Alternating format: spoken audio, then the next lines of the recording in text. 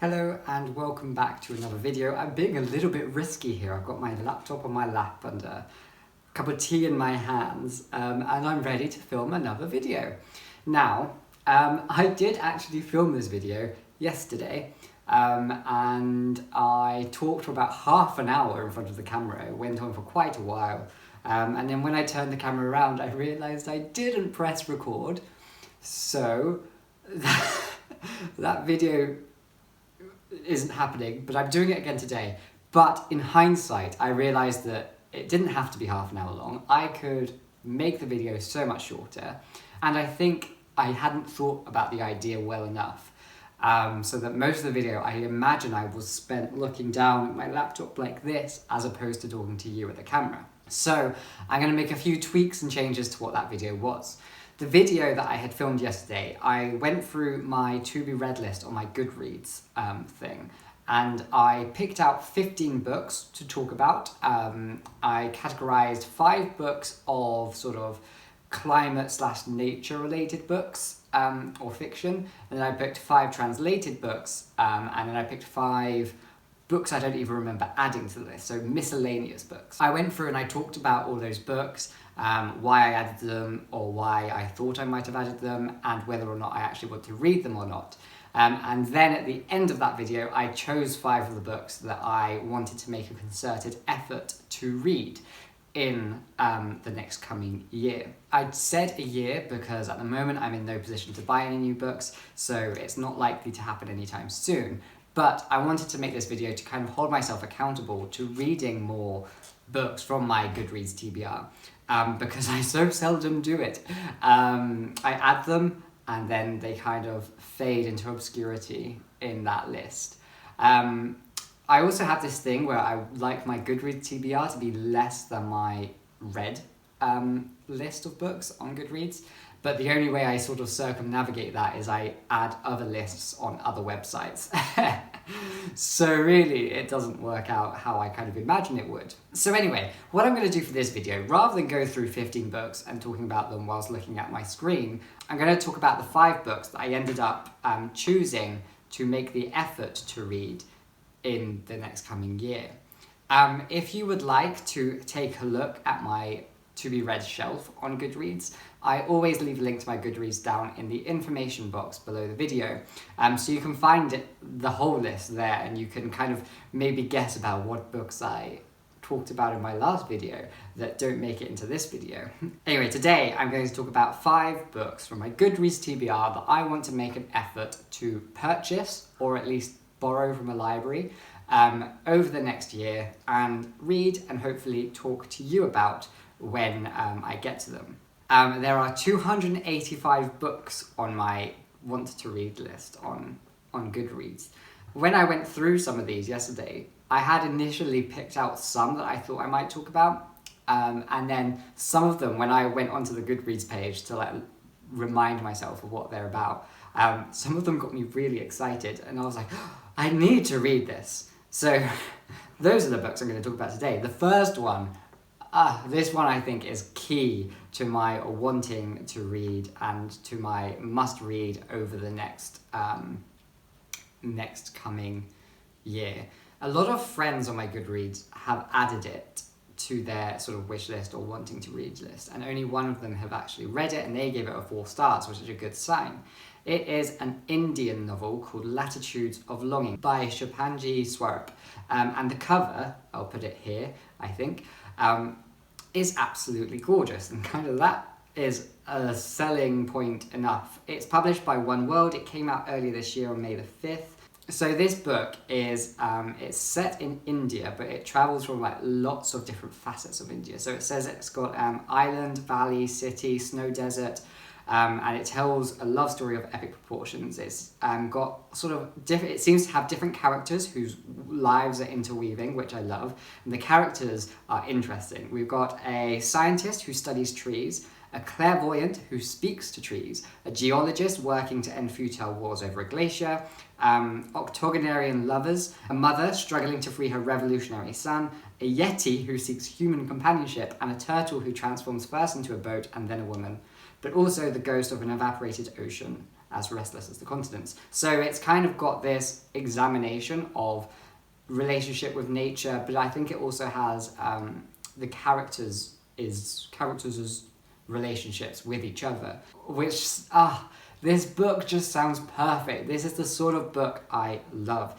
Magical realism, interweaving storylines that are coming together, sweeping stories, the relationship between man and nature, and it's from a different culture too, so it's a alternative perspective on these sort of things, which I want to read ASAP. I might actually double check with my library to see if they have it or to see whether they would order it. So that book came from my first selection of 5 books in which I talked about sort of climate or nature related, and the second one that I really want to read also comes from that.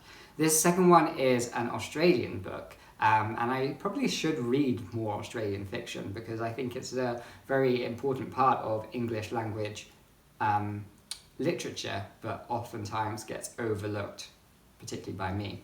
This book is called The Animals in That Country by Laura Jean McKay. And at first, when I reminded myself in the video yesterday, when I reminded myself of what this book was about, at first I was a little bit on the fence because it is about a pandemic, so I was a bit like, is that a little bit too real? It's like a flu-like pandemic, but in that the main symptom is that if you have this flu, you start to be able to understand what animals are saying. And then as more and more people are infected with this sort of flu, the reality becomes that the more we understand animals, the further away we become from them. I imagine that it's something to do with it's easy for us to feel close to animals because we don't have to deal with knowing their consciousnesses and having to deal with hearing about what we put them through. So I imagine that this sort of helps to make a gap between people and the wildlife. But because of this, the people who have this flu are sort of driven into a sort of madness. Now this book follows a grandma called Jean and a dingo called Sue, who travel to find Jean's son and granddaughter, who I think they're both infected, and they travel through Australia, and I don't know what they're trying to do. I guess they're trying to like find the granddaughter or like protect the granddaughter or something, but it's just a sweeping look of Australia, but also a sweeping look of the relationship between humans and animals, which ticks boxes. I'm definitely down for that one. And then the next book that I chose came from the sort of translated books that I wanted to read, and this is one that I recently saw on Instagram from Gary Michael Perry, who he is a bookseller at Foyles, and he sort of is in charge of like the translated fiction in the London Foyle shop, and so oftentimes I get some good recommendations from him. He recently read Natural History by Carlos Fonseca and translated by Megan McDowell. So I added this to my want to read, and it's one that kind of still sounds very exciting. It is about a natural historian, museum curator, I think, and a fashion designer who get in touch because they're both sharing a same interest for the natural world, particularly in reference to how animals have like camouflage. But then I think the story expands about the exhibition that these two wanted to work on yet never quite realized, and I think the designer dies, and there's a mystery around this which then the curator kind of then has to come to terms with, and I think it like also spans multiple places around the world, with different sort of characters who are playing a role in whatever the mystery has happened. That's what I like about the sound of this book. Again, the interconnected stories of people in different places having to do with one thing. I have no idea what the mystery is, but it's certainly intriguing, especially because it's kind of more on the artistic side, yet it still examines sort of the natural world and the animals that kind of occupy our world, which, of course, ticks the box for me. Then the fourth book that I wanted to read. Now this has been on my Goodreads for a while, but recently I have seen a new cover for this book, which is a beautiful cover, and I'll post a picture here. This is A Luminous Republic by Andrès Barba, and it's translated by Lisa Dillman. This is an Argentinian novel about a city in which, I think it's between a rainforest and a river, and then in the rainforest are these sort of mysterious children who appear in the city, and I believe that they cause some sort of disruption, and the children of the city are kind of influenced to follow these children into the rainforest. And I think it examines like the violence of perhaps the violence that can be caused by children. I believe it's pitched as sort of Lord of the Flies, but from the alternative perspective. And it kind of makes me feel, or it gives me the imaginary feel of Children of the Cave by Verve Samcorpi, which I loved. So I think I would really enjoy this one too. This is one that I had put into sort of the translated category, and that I then kind of felt I must get to soon.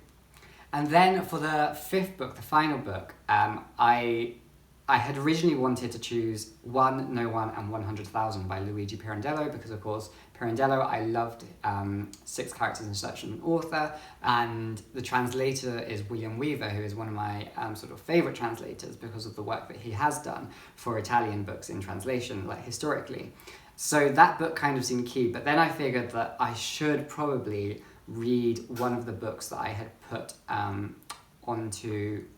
into the sort of the miscellaneous section, because those miscellaneous books, the ones that I don't really remember why I've put them on my list, they are so much easier to go under the radar, and that I just never get to them. And then it makes me feel a little bit sad that I put books that I once was excited about, and yet I can't quite remember why I was excited about them. I put them on my list just to sort of fade into obscurity and to not be seen. So the one that I chose is, funnily enough, it's another Australian book, but it is like an immigrant Australian novel. So it's The Fireflies of Autumn and Other Tales of San Ginese by Moreno Giovannoni. Giovannoni? Oh God, I think I was saying Giovanni, but that's not his surname. It's Giovannoni.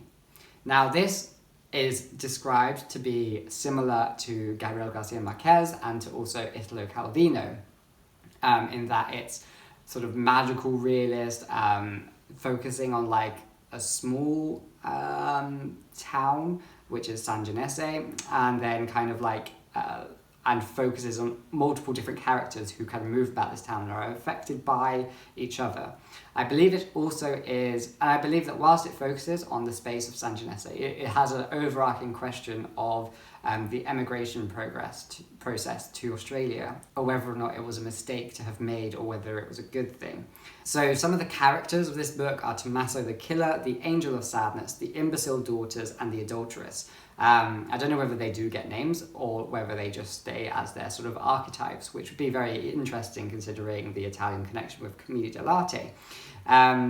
It has a disjointed chronology that focuses on the different movements of these characters during different periods, and then I think it has a poignant look at Italy during the Mussolini years and kind of the reasons why people fled to America or to Australia, and whether or not that was for the better or for the worse. The synopsis on Goodreads is very long and quite complicated, but it sounds like the sort of book that I would really enjoy. I would worry about whether or not it might be too dense. Like if it tries to really emulate the Gabriel Garcia Marquez novels, then I might have a bit of a hard time getting on board, because it might be a bit slower paced, and it might be it might have too many pretensions that I might struggle with.